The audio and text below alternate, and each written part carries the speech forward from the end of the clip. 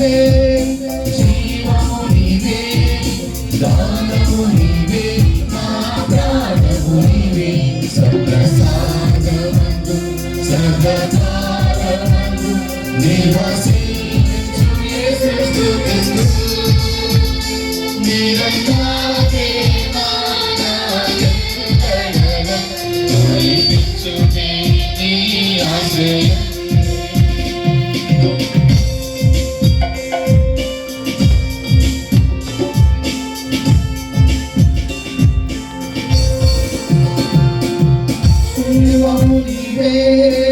రక్షణ నీవే, యేసువు నీవే, మా మోక్షము నీవే. జీవము నీవే, రక్షణ నీవే, యేసువు నీవే, మా మోక్షము నీవే. సర్వసాధమందు సర్వకాలమందు నివసించు యేసు స్తుతిస్తూ.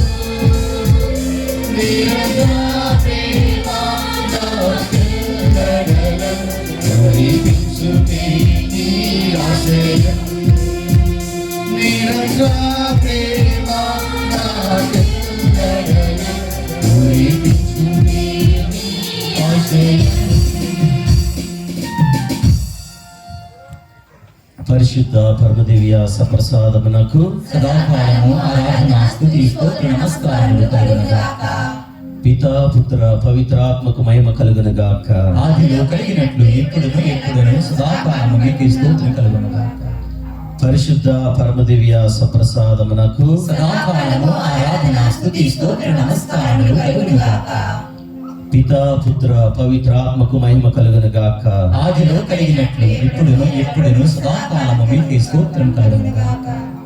పరిశుద్ధ పరమదివ్య సప్రసాదమునకు సదాకాలము ఆరాధన స్తుతి స్తోత్ర నమస్కారములు కలుగునుగాక. పితా పుత్ర పవిత్రాత్మకు మహిమ కలుగునుగాక.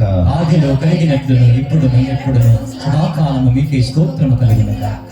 Praise the lord, praise the lord, praise the lord, praise the lord, praise the lord, praise the lord, praise the lord, praise praise praise the the Lord, Lord, praise praise the lord, praise the lord, praise praise the Lord. తండ్రి వందనం, తండ్రి స్తోత్రం, యేసువా వందనం, యేసువా స్తోత్రం, ఆత్మదేవా వందనం, ఆత్మదేవా స్తోత్రం, త్రియేక దేవా వందనం, త్రియేక దేవా స్తోత్రం. Praise the lord, praise the lord, praise the lord, praise the lord, praise the lord. క్రీస్తునాథుని యందు ప్రియమైన దేవుని బిడ్డలారా, ప్రతి గ్రామంలో కూడా సర్వసాధారణంగా మన ప్రార్థన ప్రారంభించినప్పుడే వస్తూ ఉంటారు. ఫాదర్ గారు గొంతు వినిపించాలి కాబట్టి వస్తారు కనుక ఈ గొంతు విన్న వాళ్ళందరూ కూడా ఇళ్ళలో వాళ్ళందరూ త్వరగా వచ్చేసేయండి. మనం దేశ ప్రసాద ఆరాధన ప్రారంభించుకున్నాము. ఆ ప్రభువు మనందరినీ కూడా ప్రారంభము నుండి దీవించాలి. ఆ ప్రభుని మనం ఈ ప్రార్థన ప్రారంభము నుండి స్తుతించుకోవాలి, ఆరాధించాలి, ఆయన నామాన్ని ఘనపరచాలి, మహిమపరచాలి. దేవేశ ప్రసాద ప్రభు మన మధ్యకు వచ్చి ఉన్నారు, మనల్ని దీవించనున్నారు, ఆశీర్వదించనున్నారు.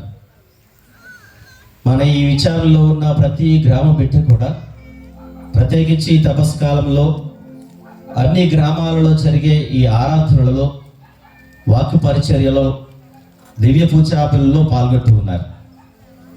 ఆ ప్రభువు మనందరినీ కూడా ఈ విధంగా దీవిస్తూ ఉన్నారు, ఆశీర్వదిస్తూ ఉన్నారు. చాలా చోట్ల కేవలము ఉదయం పూట పూజకు వెళ్ళి మానుకునే వారిగా ఉంటూ ఉన్నారు.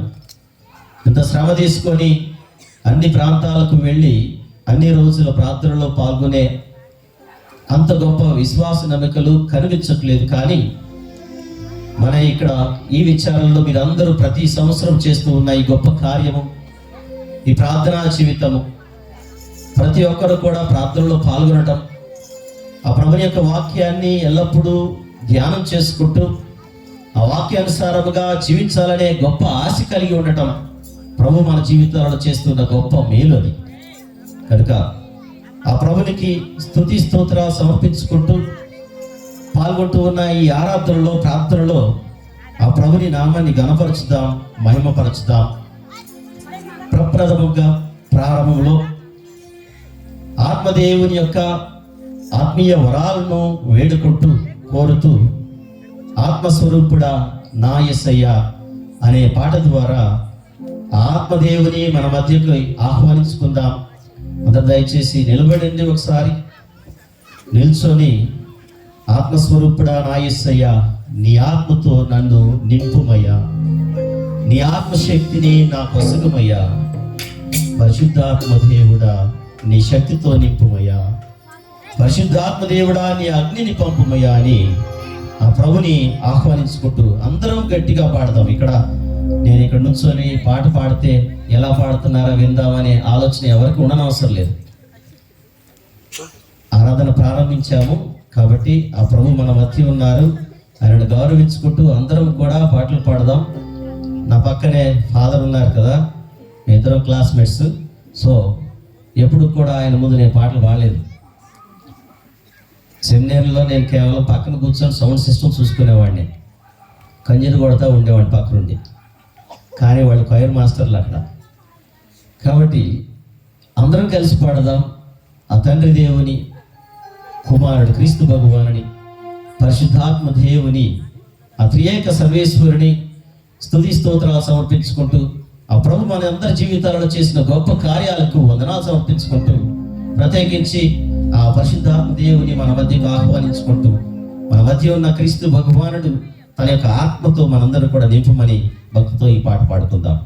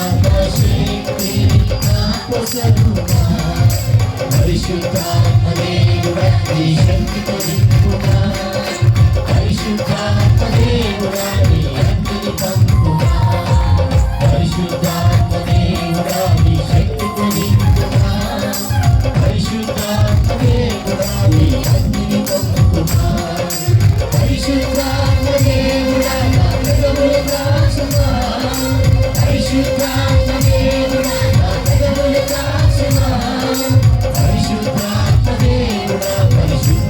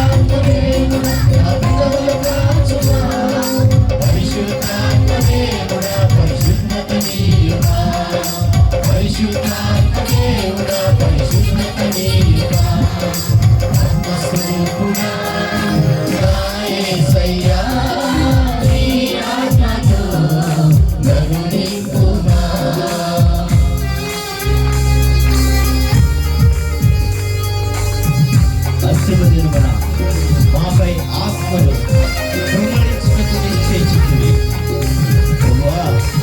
మాపై దిగి రావయ్యా, మీ శక్తిని మాకు వసకమయ్యా.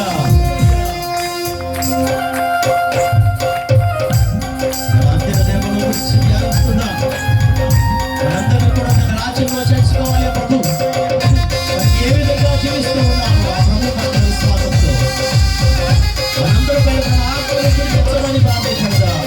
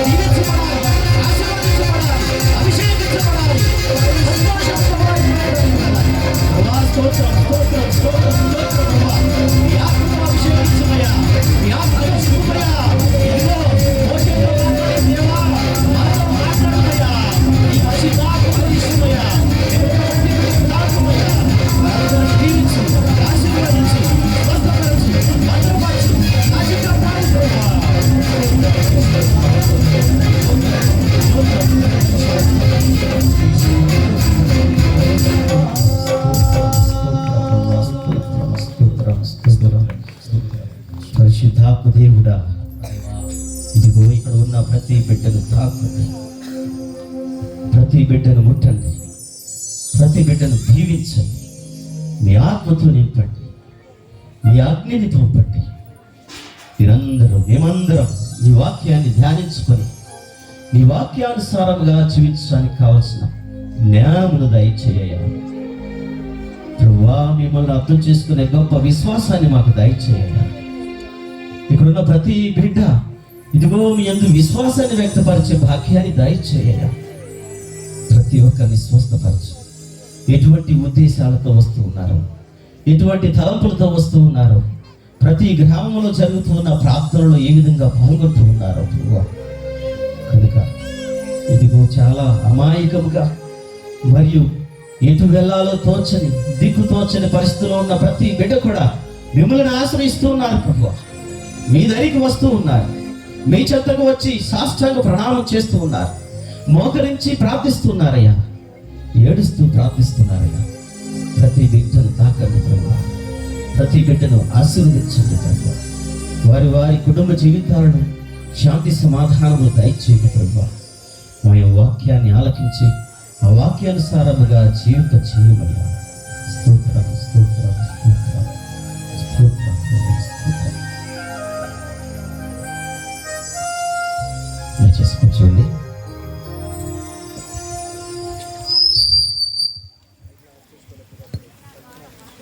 కూర్చోండి.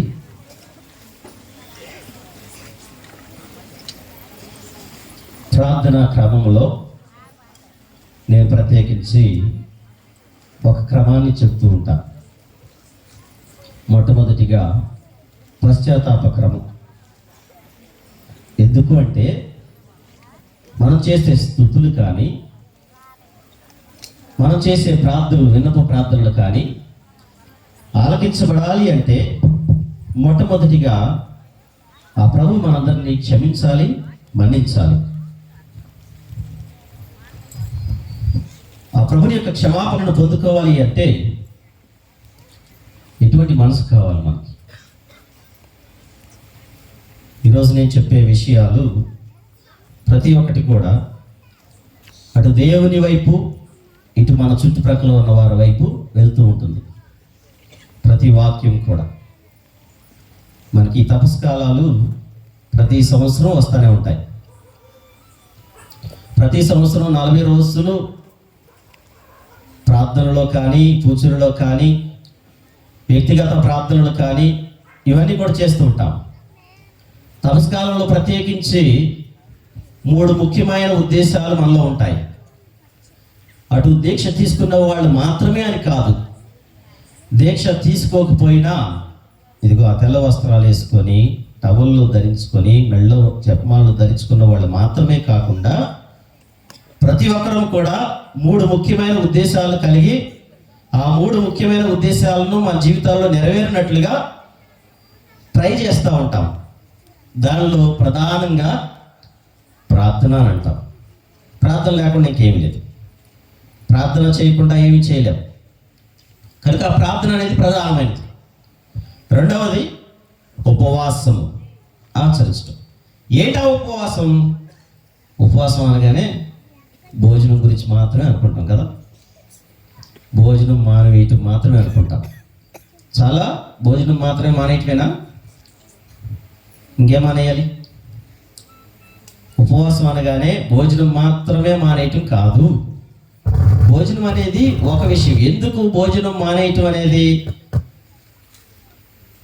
దేవుని కోసం నేను ఈ ఆహారాన్ని 3 పూటలా కాకుండా ఏదో ఒక వంతు నేను త్యాగం చేసుకుంటూ జీవిస్తాను అని ప్రభు 40 రోజుల పాటు ఆయన పాటించిన ఉపవాసాన్ని మనం పాటించడానికి ప్రయత్నం చేస్తున్నాం. కానీ ప్రభు మన నుండి కోరేది కేవలము భోజన ఉపవాసం మాత్రమే కాదు. మన జీవితంలో మనం అప్పటి వరకు విచ్చలవిడిగా హ్యాపీగా ఉండడానికి, సరదాగా ఉండడానికి, ఎంతో సంతోషంగా ఉండటానికి మనకు ఎదురుపడే నేత్రానందం కావచ్చు, శారీరక ఆనందం కావచ్చు, మానసిక ఆనందం కావచ్చు, లేకపోతే ఇంకా ఇతరమైనవి, అవి వేరే మార్గంగా నేను మాట్లాడుతున్నా.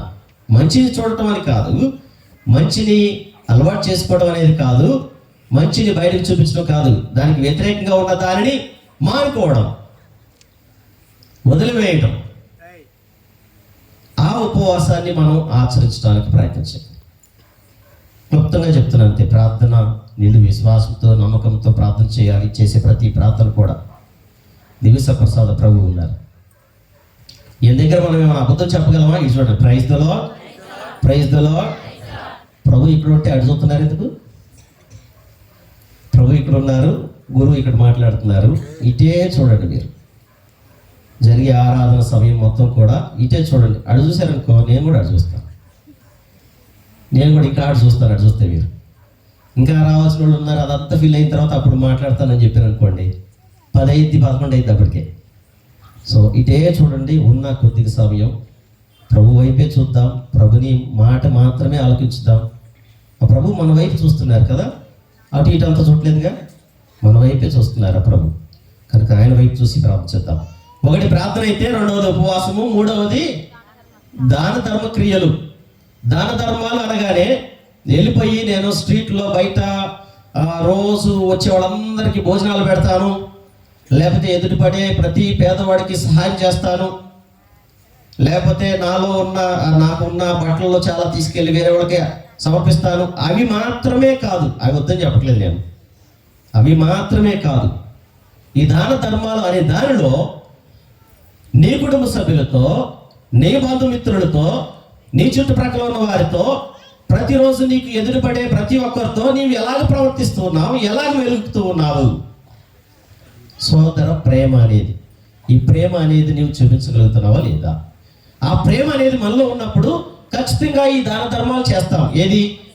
బహిరంగంగా కనిపించే దాన ధర్మాలు.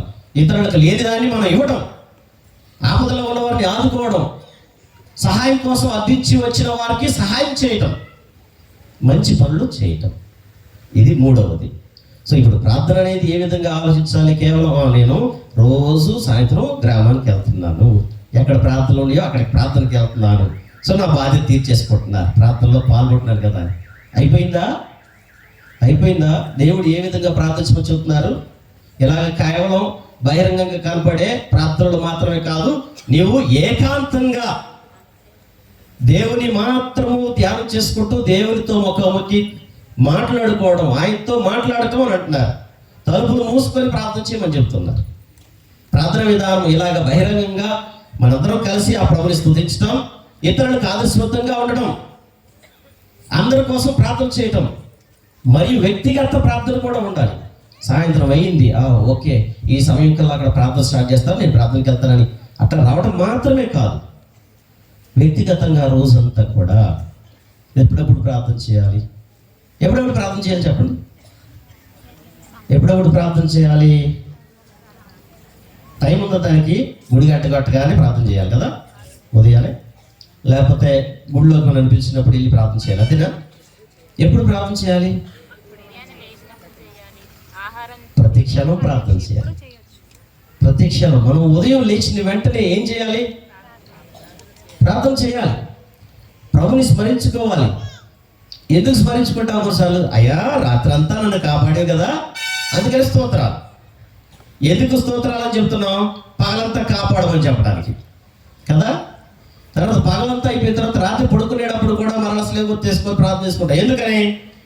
పగలంతా కాపాడావు కదా, అలాగే రాత్రి కూడా కాపాడాలి. మనకి కావాలి, కోరికతోనే ప్రార్థన చేస్తున్నాం.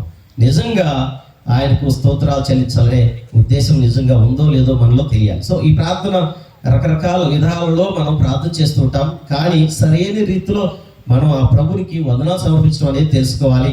ఈ ఉపవాసం ఆచరించడం అనేది కేవలం భౌతికంగా ఆహారం మానుకోవడం మాత్రమే కాదు, నాలో ఉన్న లేనిపోని కోరికలన్నీ కూడా మానుకోవడం, త్యాగం చేయడం, అవి ఉపవాసం ఉండడం. ఆ తర్వాత దాన ధర్మ క్రియలు కేవలం భౌతికంగా అందరు కనపడేలాగా ఏదో ఇతరులకు చేశారని చూపించుకోవడానికి మాత్రమే కాదు, వ్యక్తిగతంగా నువ్వు ఇతరుల యొక్క అవసరాలు తెలుసుకొని సహాయపడటమే మాత్రమే కాదు, నీ కుటుంబీకులతో, నీ బంధువులతో, నీ స్నేహితులతో ఏ విధంగా ప్రవర్తిస్తూ ఉన్నావు, ఏ విధంగా ఉంటూ ఉన్నావు, ఏ విధంగా వారితో వెలుగుతూ ఉన్నావు అనే విషయాలను మనం స్మరించుకుంటూ ఉండాలి. సో నా ప్రార్థన విధానంలో మొట్టమొదటిదిగా పశ్చాత్తాప క్రమం. ప్రియమైన దేవుని బిడ్డ, దయచేసి గమనించండి, ఈ వాక్ పరిచర్యలోనే ఆ ప్రభుని యొక్క ఆరాధనలో మొట్టమొదటి క్రమం పశ్చాత్తాప క్రమాన్ని చేస్తున్నాం.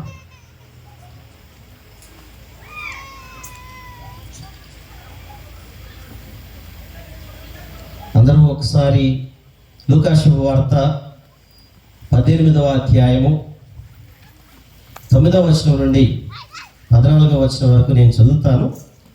ఆ తర్వాత మిగతా వాక్యాలు క్లుప్తంగా ధ్యానం చేసుకోవచ్చు. లూకా శుభవార్త 18వ అధ్యాయము 9వ వచనం నుండి.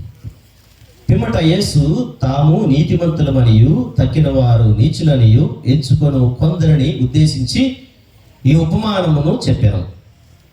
ప్రార్థనకై ఇద్దరు దేవాలయములకు వెళ్ళిరి. ఒకడు పరిసయ్యుడు, మరొకడు సుంకరి.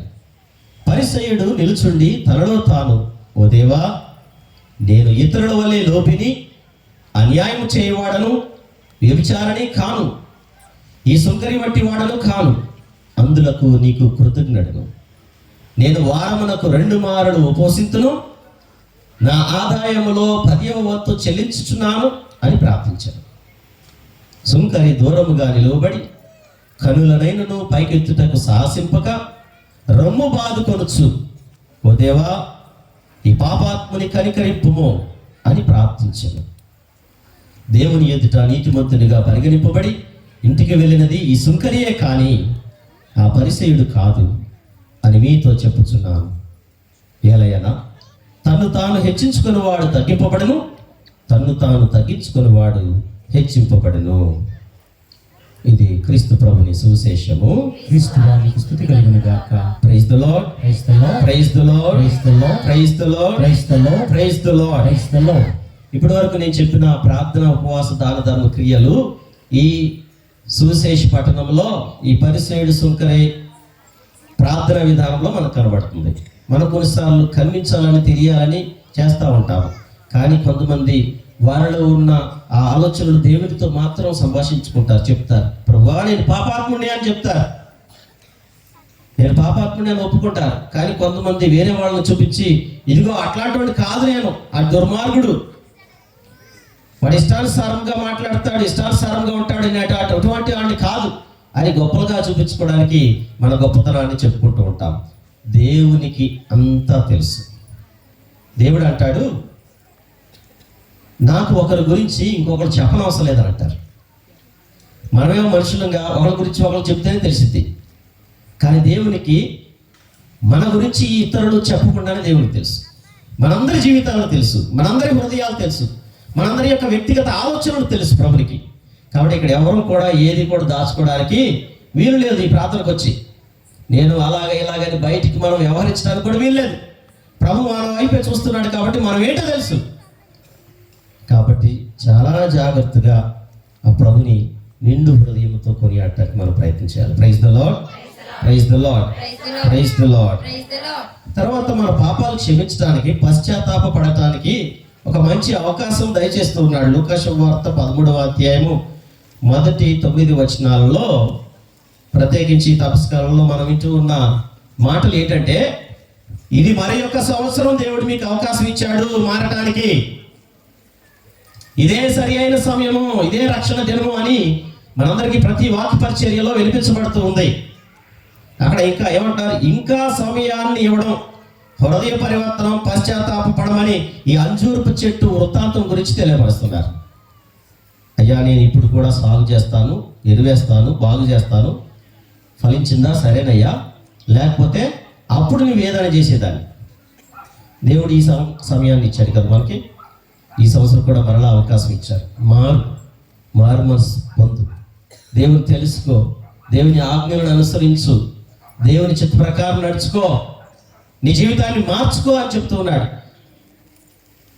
ఒకసారి అందరూ మీ గుండె పైన, హృదయం పైన చేయి పెట్టుకోండి. ఒకసారి అందరూ ఇక్కడ అందరు కుడి చేయి పెట్టుకోండి, కళ్ళు మూసుకోండి. ఒకసారి కళ్ళు మూసుకొని, నేను నిజంగా దేవునికి నా జీవితాన్ని ఒప్పుకుంటూ ఉన్నా.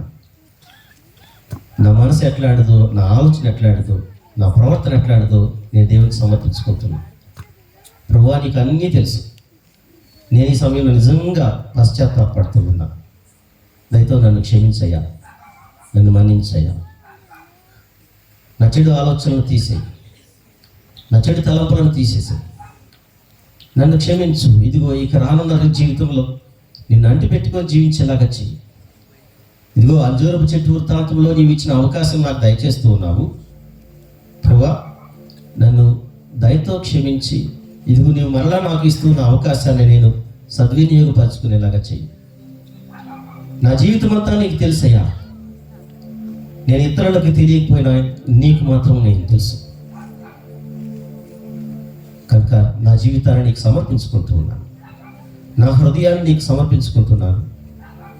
ఇదిగో ఈ హృదయ పరివర్తనం చెంది నీ వాక్యాన్ని ఆలకించి నీ వాక్యానుసారంగా జీవించు భాగ్యము నాకు దయచేయ్యా అని మనస్ఫూర్తిగా ప్రభునికి మన హృదయాలను సమర్పించుకుందాం.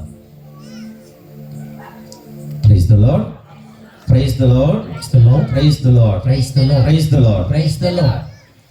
లూకా శుభవార్త 15వ అధ్యాయము 11వ వచనం నుండి 32వ వచనం వరకు అక్కడ తప్పిపోయిన కుమారుని వృత్తాంతాన్ని మనం వింటూ ఉన్నాం. తప్పిపోయిన కుమారుడిలో చిన్న కుమారుడు గురించి వింటాము, తర్వాత పెద్ద కుమారుడు గురించి కూడా వింటాం. చిన్న కుమారుడు ఏం చేశాడు? ఆస్తినంతా కూడా, తనకు రావాల్సిందంతా కూడా తీసుకొని వెళ్ళి వేరే ప్రాంతానికి వెళ్ళి తన ఇష్టానుసారంగా జీవించాడు, ఇష్టానుసారంగా ఖర్చు పెట్టాడు. మొత్తం పోయింది. ఆయన వెళ్ళిన ప్లేస్లో కరువు దాపురించింది. కనీసం పందులు తినే పొట్టు తినడానికి కూడా అవకాశం లేదు. అంత కరువు దాపురించింది. అప్పుడు అనుకున్నాడు, నా తండ్రి దగ్గర పనివారులందరూ కూడా పుష్టిగా భుజిస్తూ ఉన్నారు, ఏ లోటు లేదు వాళ్ళ దగ్గర, ఆ తండ్రి దగ్గర ఉన్న వాళ్ళందరికీ, ఎవరికి కూడా. కాబట్టి నేను తండ్రి దగ్గరికి వెళ్ళి, ఇదిగో ప్రభు దగ్గరికి వెళ్ళి, తండ్రి నన్ను క్షమించు, నేను నీకు దేవునికి వ్యతిరేకంగా ద్రోహం చేశాను, పాపం కట్టుకున్నాను, దయతో నన్ను క్షమించయ్యా, నీ పరివారాలలో ఒకనిగా తీసుకోవాలంటూ ఉన్నారు. కుమారుడిగా తీసుకోమని చెప్పట్లా, పరివారాలలో ఒకటిగా. ఎంతో మంచి మనసుతో ఆయన అలా అనుకొని తండ్రి దగ్గరికి వచ్చి పశ్చాత్తాపడ్డాడు, క్షమించమని ప్రాధేయపడ్డాడు. తండ్రి ఏం గమనించాడు? దేవుడికి అన్నీ తెలుసు అని చెప్పాను కదా. దేవునికి మనం చెప్పకుండానే అన్ని తెలుసు. అక్కడ ఆ ప్రాంతంలో ఆ వ్యక్తి అనుకున్న మాటలు దేవుడికి తెలుసు కాబట్టి ఆ కుమారుడు వస్తూ ఉంటే ఇక్కడ ఉన్న తండ్రి పరుగున కుమారుడి దగ్గరికి వెళ్ళి కౌగిలించుకున్నాడు. Praise the lord, praise the lord, praise the lord, praise the lord. అలాగే ఈరోజు నిన్ను నన్ను మనందరిని కూడా దేవుడు కౌగిలించుకుంటూ ఉన్నాడు. పశ్చాత్తాప హృదయంతో మన ఇళ్ళ దగ్గర ప్రారంభమైనప్పటి నుంచి ఇక్కడికి వచ్చే లోపల ఆయనకి మన మనసులు తెలుసు కనుక ఆయన మనను ఆలింగనం చేసుకుంటూ ఉన్నాడు, కౌగిలించుకొని మన పాపాలన్నీ కూడా క్షమిస్తూ ఉన్నాడు. ఆ క్షమాపణ పొందుకోవడానికి మనందరం ఇక్కడికి వచ్చాం. చిన్న కుమారుడు చేసిన పని. పెద్ద కుమారుడు ఏమనుకుంటున్నాడు? నేను ఎప్పుడు కూడా నీతో ఉన్నాను, నువ్వేం చేయలేదు, నేను ఫంక్షన్ చేసుకోవడానికి ఏమి ఇవ్వలేదు, మరి నేను ఎందుకు చేయాలి నీకు ఇవన్నీ? నీ ఆస్తిపాస్తులన్నీ కూడా వృధా చేసిన నీ కుమారుడు రాగానే నువ్వు పండుగ చేసేస్తున్నావే, మరి నాకేం చేసేవారు అడుగుతున్నారు. మనలో చాలామంది అలాగే అనుకుంటాం. ఇల్లులో కూడా అంతే కదా. పెద్ద కుమారుడిది పై చేయి కదా, పెద్ద కుమారుడిది సర్వస్వం కదా. సో చిన్న కుమారుడు కాదు, చిన్నోడు లాస్ట్ అన్నట్టు. సో చిన్నోడు ఏమి చేసినా ఓకే అని చివరికి ఏంటి, చిన్నోడిదే లాస్ అనుకుంటా, పెద్దవాళ్ళదే పై చేయి. ఎందుకంటే పెద్దోడే కదా చూసుకోవాల్సింది తల్లిదండ్రుల్ని. పెద్దోళ్ళు అంటే భయం తల్లిదండ్రులకి. సో పెద్దోళ్ళు అందరూ అలా అనుకుంటారనమాట. సో నా మాటే వినాలి, నన్ను చూసుకోకపోతే లేదు అనే ఆలోచనలో ఉంటారు. ఆ పెద్ద కుమారుడి యొక్క తలంపు ఏంటి? ఈయన అంతలా వేశ్యలతో వృధా చేస్తే నీ ఆస్తిపాస్తుల్ని నువ్వు ఆయన్ని మళ్ళా తీసుకుంటున్నావా అని అసూయ పడుతూ ఉన్నాడు. ద్వేషభావం పెరుగుతుంది, కుళ్ళు పెరుగుతుంది, మనసులో అసలు సంతోషం లేదు. ఎందుకు ఇలా చేస్తున్నాడు తండ్రిని అసూయ పడుతున్నాడు. ఈ ఇద్దరిలో ఎవరమ్మా తప్పు చేసింది? ఇప్పుడు ఎవరు? చిన్న కుమారుడా పెద్ద కుమారుడా? పెద్ద కుమారుడు ఒకటే కాదు, ఇద్దరు. చిన్న కుమారుడేమో క్షమించమని ప్రాధేయపడి తండ్రి దగ్గరికి వచ్చాడు. పెద్ద కుమారుడేమో చీపో నేను రానని అంటున్నాడు. లోనికి అడుగు పెడతానికి ఇష్టపడలేదు ఆయన.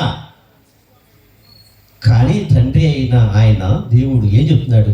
అయ్యా నువ్వు ఎప్పుడు నాతోనే ఉన్నావు కదా, నాకున్నదంతా నీదే కదా అని అంటున్నాడు.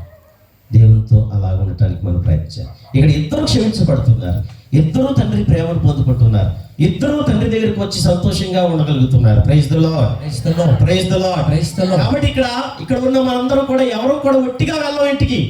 ప్రభుని యొక్క క్షమాపణ పొందుకుంటున్నాము, ప్రభుని యొక్క జాలి దయ ప్రేమ కరుణను పొందుకుంటున్నాము, ప్రభుని యొక్క అపారమైన దీవెనలు పొందుకుంటూ ఉన్నాము. కనుక ఎలా వెళ్ళాలి? ఇంటికి వెళ్ళినప్పుడు తృప్తిగా వెళ్ళాలి, సంతోషంగా వెళ్ళాలి.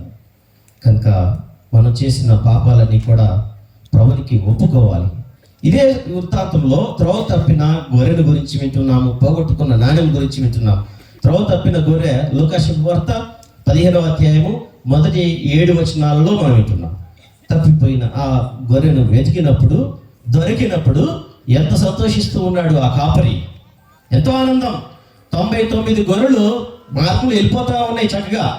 అమ్మయ్యా నాకు 99 ఉంది, వాడు పోయినా పర్లేదులే, నేను ఇంటికి వెళ్ళిపోతున్నాను, నేను వెళ్ళిపోయాడు ఆయన గొర్రెల కాపరి అట్లా వెళ్ళిపోయాడా?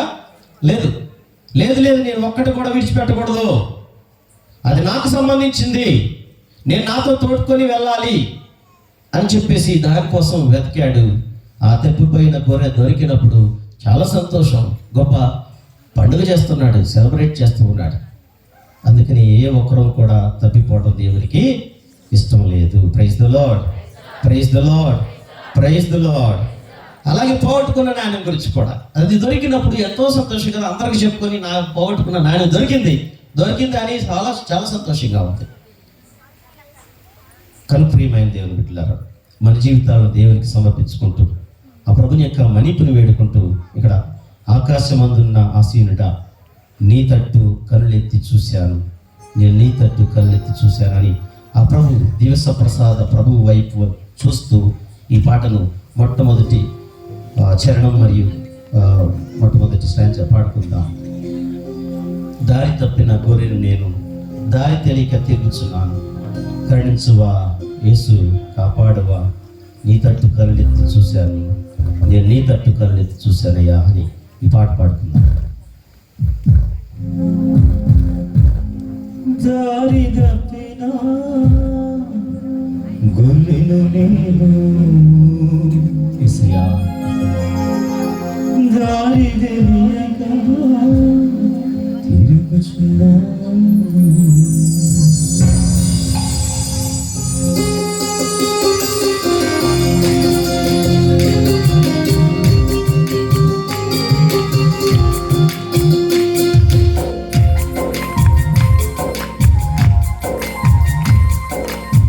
ప్రభు వైపు చూద్దాం, దేశ ప్రసాద ప్రభు వైపు చూద్దాం, ఆయన తట్టు కరుణెత్తి చూసి ఈ పాట పాడుకుందాం, పశ్చాత్తాప హృదయంతో పాడుకుందాం. ఆకాశమందున్న ఆసీనుడా నీ తట్టు కరుణెత్తి చూశాను, నేను నీ తట్టు కరుణెత్తి చూశాను.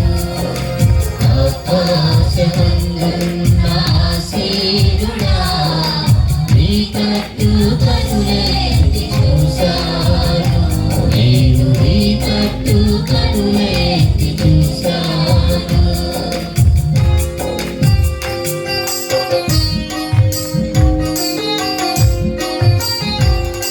అయ్యా, దారి తప్పిన గొర్రెను నేనయ్యా, దారి తెలియక తిరుగుతున్నానయ్యా, నన్ను కరుణించు, నన్ను కాపాడు ప్రభువా, నీ తట్టు కరుణెత్తి చూస్తున్నానయ్యా.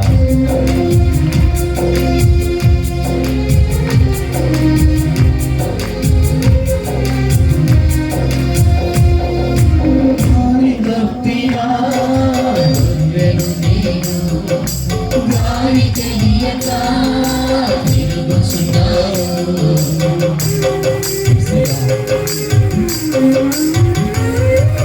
దారి తప్పిన గొర్రెను నేను దారి తెలియక తిరుగుచున్నాను. కరుణించవా యేసు, కాపాడవా, కరుణించవా యేసు, కాపాడవా, నీ తట్టు కనులెత్తి చూశాను, నేను నీ తట్టు కనులెత్తి చూశాను. ఆకాశమందున్న ఆసీనుడా నీ తట్టు కనులెత్తి చూశాను, నేను నీ తట్టు కనులెత్తి చూశాను, నేను నీ తట్టు కనులెత్తి చూశాను, నేను నీ తట్టు కనులెత్తి చూశాను. Praise the lord, praise the lord, praise the Lord. ఒకవేళ మనం ఆ ప్రభుని వైపు చూడకుండా, పశ్చాత్తాప పడకుండా, ప్రభుని దగ్గరికి వెళ్ళకుండా, మనస్తాప పడకుండా ఒకవేళ పొరపాటున మరణించామనుకోండి, మన జీవితంలో మనం పొద్దున లేచినప్పటి నుండి సాయంత్రం పడుకునేంత వరకు మనకుండే ఆలోచనలు ఏంటి? నేను పనికి వెళ్ళాలి, కష్టపడి పని చేయాలి, నా కుటుంబాన్ని పోషించుకోవాలి, కొద్దిగా గొప్ప దాచుకోవాలి, కొద్దిగా గొప్ప ఆస్తిపాస్తులు పెరగాలి, ఎందుకంటే భవిష్యత్తులో మా పిల్లలకు పెళ్ళిళ్ళు చేయాలి, ముందుగా చదివించి తర్వాత పెళ్ళిళ్ళు చేసి వాళ్ళ ఫ్యామిలీని సెటిల్ చేయడం మాత్రమే కాదు, ఇంకో ఆలోచన ఉంటుంది. ఏంటది? మా పిల్లలకి ఎటువంటి ఇబ్బంది లేకుండా ఆస్తిపాస్తులు కూడా పెట్టాలి, కనీసం ఒక బిల్డింగ్ అన్నా కట్టాలి, లేకపోతే 2 బిల్డింగ్లు అన్నా కట్టాలి, ఒక 2-3 ఎకరాలు వెనకేసుకోవాలి అని నేను చిన్నవి చెప్తున్నాను అమ్మ. ఇక్కడ ఉన్న మనందరం సింపుల్ పీపుల్ కదా, పేదవాళ్ళని అందరం. ఇంకా దూరం వెళ్ళామనుకోండి, సిటీలోకి వెళ్ళామనుకోండి, వాళ్ళు ఇంకా రేంజ్లో ఉంటారు, కోట్ల రూపాయల్లో ఉంటారు. మనది కేవలం లక్షల్లోనే, అంటే లక్షలు అంటే కట్టుకునే ఇళ్ళల్లో, సంపాదించుకునే అట్లా సింపుల్ థింగ్లోనే, మనకున్న స్తోమతలోనే మనం ఆలోచించే విధానం ఉదయం లేచేటప్పటి నుంచి పడుకునేంత వరకు, ఆఖరికి కళ్ళలో కూడా బిల్డింగ్లు కట్టేసేస్తాం. Praise the lord, praise the lord, praise the lord. బిల్డింగ్లు అని ఇంగ్లీష్లో అంటున్నా, మేడలు కట్టేస్తాం కళ్ళలో. సో మన ఆలోచనలు అవే ఎప్పుడు అలాగే ఉంటాయి. దేవుడు ఏమంటున్నాడు? ఇప్పటికిప్పుడు నువ్వు చనిపోతే నీ పరిస్థితి ఏంటి? దేవుడు నిన్ను ఇప్పటికిప్పుడు పిలుచుకుంటే నీ పరిస్థితి ఏంటి? మన వెనకాల పడి వస్తాయా అని సంపాదించుకునేదంతా వచ్చింది వెనకాల పడి, ప్రభువా నేను పరలోకంలో కూడా ఒక బిల్డింగ్లో ఉండాలి కాబట్టి బిల్డింగ్ కట్టుకున్నాను ఇక్కడ అని అంటావా? లేదా పరలోకానికి వచ్చిన తర్వాత కూడా నా పిల్లలు వెనకాలే వస్తారు, నా కొడుకులు కూడా వస్తారు, నా కూతుర్లు కూడా వస్తారు కాబట్టి వాళ్ళకి సంపాదించి పెట్టాను, హ్యాపీగా ఉంటానికి చెప్తావా? అవకాశం ఉందా? లేదు.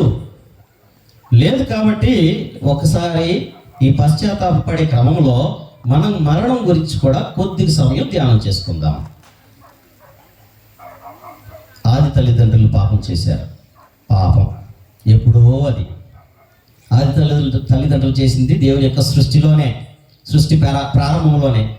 కానీ ఇప్పుడు కూడా చేస్తూనే ఉన్నాం, తర్వాత వాళ్ళు కూడా పాపం చేస్తూనే ఉంటారు. అందుకనే మరణం అనేది వచ్చింది. ఖచ్చితంగా అందరం మరణించాల్సిందే, దాని నుండి ఎవరు కూడా తప్పించుకోలేము. పాపం వల్ల మరణము అని అంటున్నారు. మరణము అనేది అందరికీ సంబంధించిందే, అందరికీ సంభవించేదే అని మనం గుర్తుంచుకోవాల్సిందే. అందుకనే అలెగ్జాండర్ చక్రవర్తి చెప్తూ ఉన్నాడు. అలెగ్జాండర్ చక్రవర్తి ఆయన శవపేటిక పైన చేతులను చాచి ఉంచు అని చెప్తున్నాడట. చావడానికి ముందే, చనిపోక ముందే శవపేటిక పైన చేతులను చాచి నన్ను ఉంచండి అని ఆ చక్రవర్తి చెప్తూ ఉన్నాడు. యుద్ధంలో ఆయన ఇంకో సందర్భంలో కూడా యుద్ధంలోనంట అక్కడ ఎక్కడైతే యుద్ధం గెలిచారో అక్కడ ఉన్న బంగారం కానీ వజ్రాలు కానీ అక్కడ ఉన్న విలువైన వస్తువులన్నిటి కానీ మోసుకుంటూ వెళ్ళేవాళ్ళంట, వాళ్ళ రాజ్యంలోకి తీసుకెళ్తూ ఉండేవాళ్ళంట. అయితే ఒక రాజ్యాన్ని గెలుచుకొని ఇంకో రాజ్యానికి వెళ్ళి అక్కడ కూడా గెలిచి ఇంకో రాజ్యానికి వెళ్ళేవాళ్ళంట. అంటే డైరెక్ట్ వెళ్తా వస్తూ ఉండేవాడు. ఆ వెళ్ళే క్రమంలో ఒక చోట సంపాదించింది ఈ భటులందరూ, యుద్ధం చేసే వాళ్ళందరూ మోసుకెళ్ళలేకపోతూ ఉన్నారు వేరే చోటకి. ఏమైతే మోసే క్రమంలో అలసిపోయేటప్పుడు అలసిపోయి అక్కడికి వెళ్ళి ఫ్రెష్గా యుద్ధం చేయగలుగుతారా? అలసిపోయిన వాళ్ళు, వాస్తవానికి నేను అలసిపోయాను. యాక్చువల్గా 6 రోజుల నుంచి సరిగ్గా నిద్రలేదు, డల్గా వచ్చాను. కానీ దేవుని యొక్క కృప, ఎప్పుడు ప్రార్థనలో మనం ఉన్నా కానీ ఆయన నడిపించుకుంటూ ఉంటాడు. సరే అలా యుద్ధానికి వెళ్తా అలసిపోతారు కాబట్టి ఏమన్నాడు చక్రవర్తి?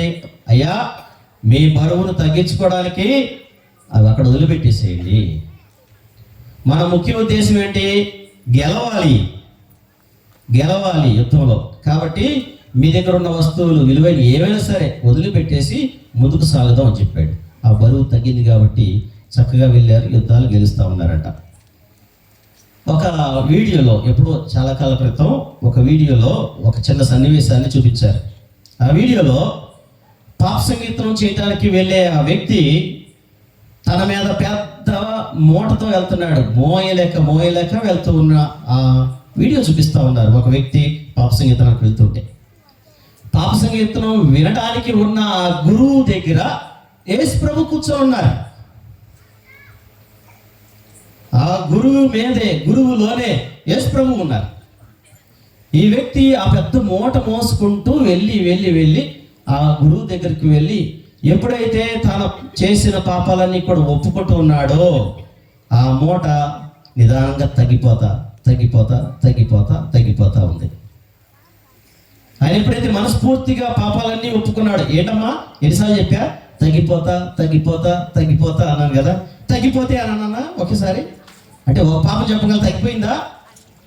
కొన్నిసార్లు ఏం చేస్తాం, ఈ సాములూరికి ఈ పాపలు చెప్తే నన్ను అలా చూస్తాడేమో, తర్వాత నాతో మాట్లాడేటప్పుడు అలా ప్రవర్తిస్తాడేమో, అలా మాట్లాడతాడేమో, అదే దృష్టితో చూస్తాడేమో అనే ఆలోచనతో కేవలం చిన్న చిన్న తప్పులు. ఏంటది? పెద్దలు అనుకోండి, మా పిల్లల్ని కొట్టాను స్వామి, మా పిల్లల్ని తిట్టాను స్వామి. చిన్నపిల్లలు అనుకోండి, నా ఫ్రెండ్ దగ్గర పెన్సిల్ దొంగతనం చేశాను ఫాదర్, లేకపోతే రబ్బర్ దొంగతనం చేశాను ఫాదర్ అని చెప్తారు. యువకులు అనుకోండి, మా ఫ్రెండ్ని మోసం చేశాను, అట్లా అట్లా చెప్పుకుంటూ ఉంటారు. కొన్ని ఐ చీటెడ్ హిమ్ అని చెప్పేసి ఒక్కొక్కరు చెప్పుకుంటూ ఉంటారు. పెద్దవాళ్ళు ఏదో మాట్లాడుకున్నాం, బూతులు మాట్లాడడం, కొద్దిగా క్షమించండి స్వామి అని అంటారు. కొంతమంది ఏంటి తెలుసా, నేనే పాపం చేయలేదు స్వామి, గుడికే రాలేదు అంతే, ఆదివారం నాడు గుడికి రాలేదు స్వామి నేను. ఈ పెద్ద ఘోరమైన పాపాల్లాగా చెప్పుకుంటాం. మూటలో కొద్దిగా తగ్గిద్దా? మూటలో కొద్దిగా బరువు తగ్గిద్దా? పెద్ద మూట ఉంది, కొద్దిపాటి కింద పడితే ఆ మూట అట్టే ఉంటుంది. సరే అయ్యా క్షమించాం, దేవుడు క్షమించాడు అంటే చెప్పింది మాత్రమే, మిగతా దాచుకుని అన్ని మళ్ళీ మూట తీసుకొని వెళ్ళటమే ఇంటికి. ఇంటికి వెళ్ళిన తర్వాత ఏమైందో తెలుసా, ఆ మూట ఇక్కడ డబల్ అయింది. తర్వాత పాప స్నేహితులు ఒప్పుకోలేదు కదా, మనకున్న బ్యాంకులో డబ్బులు కానీ లేకపోతే వడ్డీకి ఇచ్చిన డబ్బులు కానీ డబల్ అవ్వాలని ఆలోచిస్తాం కదా. కొన్ని పాలసీస్ ఉంటాయి కదా, కొన్ని సంవత్సరాలకు మీకు డబల్ అవుతానే కానీ భలే పెట్టేసేస్తాం వెళ్ళి, అటు మోసం చేస్తాడా ఏం చేస్తాడో తెలియదు. అలాగా మన మూట కూడా డబల్ అయింది. మోయగలుగుతారా? తర్వాత పాప సంగీతానికి వెళ్ళేటప్పుడు మోయలేం, పాక్కుంటే వెళ్ళాలి, మీద ఉంటుంది మూట, బరువు మోయలేం. ఆ బరువును తగ్గించుకోవడానికి ప్రయత్నించాలి, ఆ బరువు ఏమీ లేకుండా తీసేయాలి. ఎందుకంటే ప్రభునికి మనకు మధ్య ఏముంది అని అంటారు, పాపం అనేది దేవునికి మనకు మధ్య అడ్డుగోడ లాంటిది అన్నట్టు, అడ్డుగోడగా ఉంది. ఇప్పుడు మన మీద మూటలాగా ఉందని చెప్తున్నాం, ఆ మూటను తొలగించుకోవాలి, పాపాలని తొలగించుకోవడానికి ప్రయత్నం చేస్తున్నామా? ఇట్లా ప్రార్థనలోకి రాగానే చాలదు. నేను వాక్యం విన్నాను, ఈరోజు జోసిసాం వచ్చారు, ఓకే, గడ్డం జోసి ఫాదర్ వచ్చారు. తర్వాత 9వ తారీఖున నీలూరు మరిదాస్ ఫాదర్ గారు వస్తారు. ఒక రోజున జోజిరెడ్డి ఫాదర్ వచ్చారు, ఇంకొచ్చారు. అలా ఫాదర్ల గురించి చెప్పుకోవడమే కానీ, ఆ ఫాదర్ ఏం చెప్పాడు అని మాట్లాడుకోవడమే కానీ, ఆ ఫాదర్ పాటలు పాడాడా లేదా అని చెప్పుకోవడమే, లేకపోతే అరే భలే ఉందిరా ఈరోజు బాగుందిరా అని అనుకోవడం. కానీ అది నాలో ఎలా ఉంది, నేనేం నేర్చుకున్నాను, ప్రభుని ఏ విధంగా తెలుసుకున్నాను, నేను ప్రభుని ఏ విధంగా నేను విశ్వసించడానికి ప్రారంభించాను, ప్రభు నాలో ఎటువంటి మార్పు తీసుకొస్తున్నాడు ఇలా ప్రార్థనకు వెళ్ళటం ద్వారా. నేను పశ్చాత్తాపడ్డానా, ప్రభు నన్ను మన్నించాడా అనే ఆలోచన కలిగి ఉంటున్నానా? ఈ చెప్పే మాటలు కానీ దేవుని యొక్క వాక్యం కానీ మనల్ని మార్చడానికి చూడాలి. Praise the lord, praise the lord, praise the Lord. అమ్మా, మీ అందరి కళ్ళు యేసు ప్రభు పైన నా పైన ఉండాలని చెప్పారు. నా కళ్ళు మీ అందరి పైన ఉంటాయి. సో అటు ఇటు చూసేవాడు నా మాట ఎంటలేదని అర్థం. Praise the lord.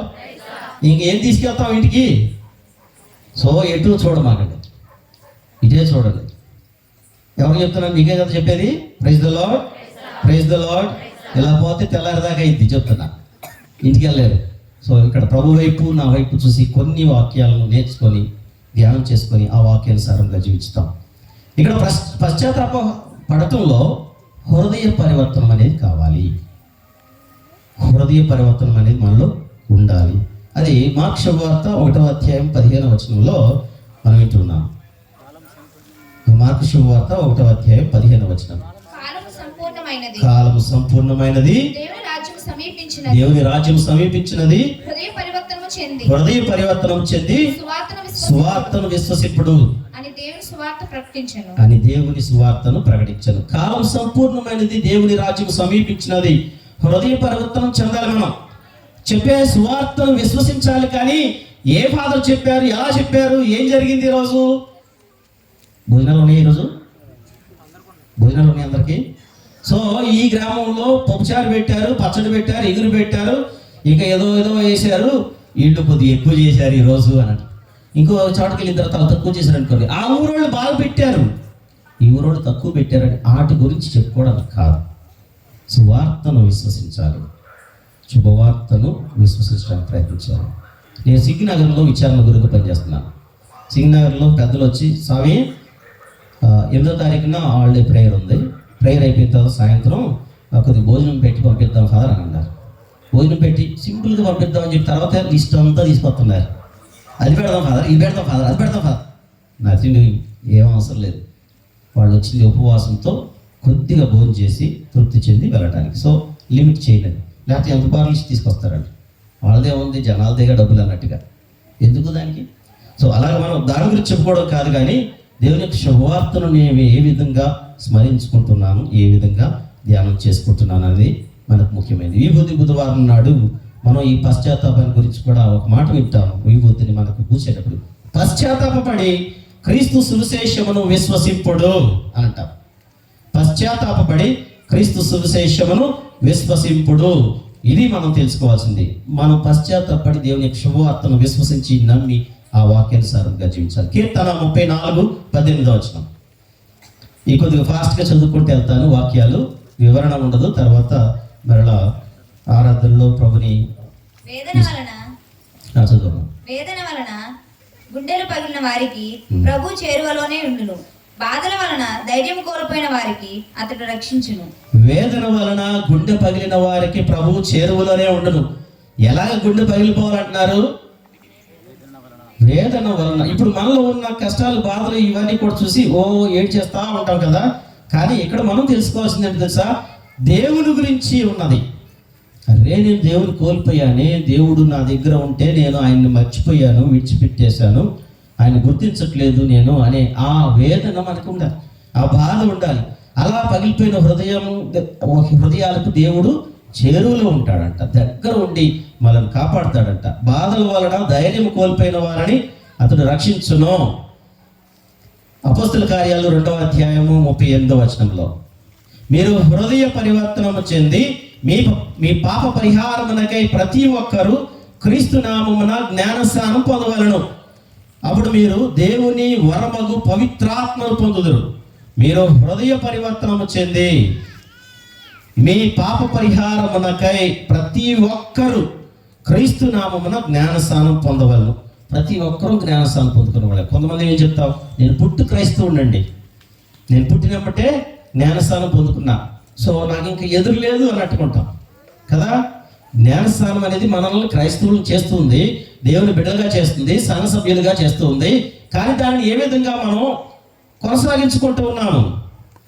ఆ జ్ఞానస్నానం నాడు మనం పొందుకున్న ఆ పవిత్రాత్మ వరాలని ఏ విధంగా పెంపొందింప చేసుకుంటూ ఉన్నామనేది ప్రశ్నించుకోవాల్సిన విషయం ప్రతి క్రైస్తవుడు కూడా.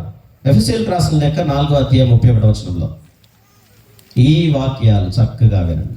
ఇంకా ఎఫెసీయులకు రాసిన లేఖ 4:31 వైరము, మోహము, క్రోధము అను వారిని త్యజింపుడు. అరుపులు గాని అవమానములు గాని ఇక ఉండరాదు. ఏ విధమైన ద్వేషభావం ఉండరాదు. Praise the lord, praise the Lord. అటువంటి హృదయాలే దేవునికి ఎంతో ప్రియం అనేది మనం తెలుసుకోవాలి, దేవునికి ఎంతో ఇష్టం అనేది మనం తెలుసుకోవాలి. వైరము,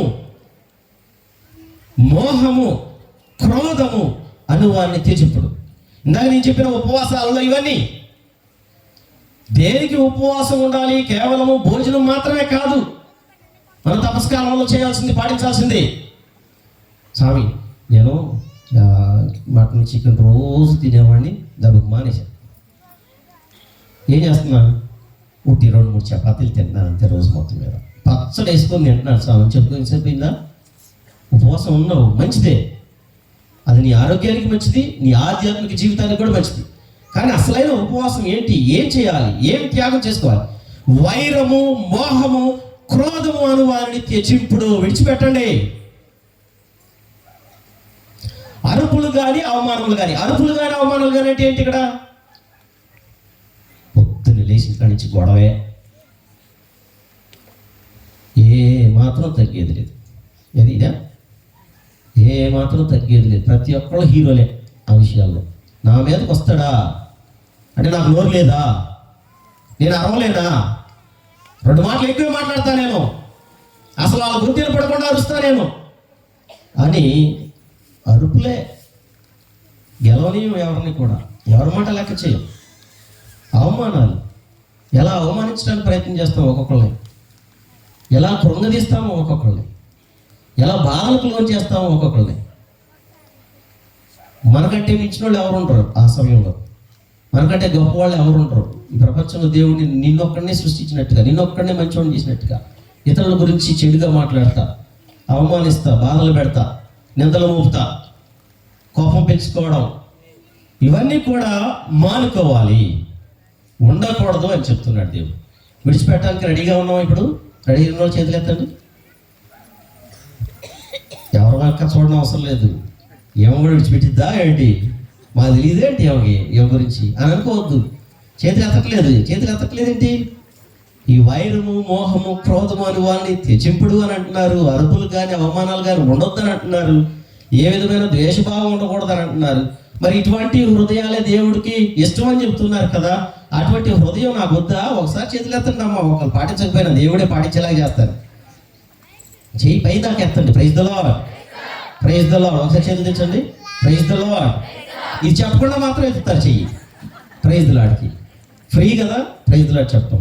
ఇది మాత్రం ప్రశ్నలు కదా, అమ్మో చెయ్యి ఎత్తాలా లేదా, కొద్దిగా ఎత్తారు. నేను సగం పాటిస్తాను. ఏది వైరం, మోహం పాటిస్తాలే, క్రోధం పాటించడం, అరుపులు పాటించడం, అవమానాలు పాటించడం అంటే కొద్దిగా చేతి ఎత్తడం.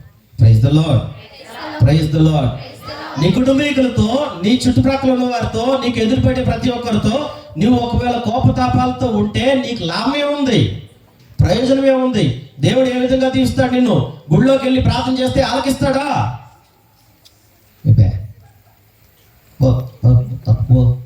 అంటారు. కానీ మానవ సహజంగా మన బలహీనతల వలన ఈ కోపం అనేది వచ్చింది. సర్వసాధారణంగా కోపం వచ్చింది, ద్వేషించడం వచ్చింది. కానీ దాన్ని క్షమించే గుణం దేవుల్లో ఉంది, క్షమించే ప్రేమ దేవుల్లో ఉంది. ఆ దేవుని దగ్గరికి వెళ్ళి ప్రార్థిస్తున్నామా అనేది ప్రశ్నించుకుందాం, ఆలోచన చేసుకుందాం. ప్రేమ దేవుట్లా కీర్తన 51, 10, 11 వచనాల్లో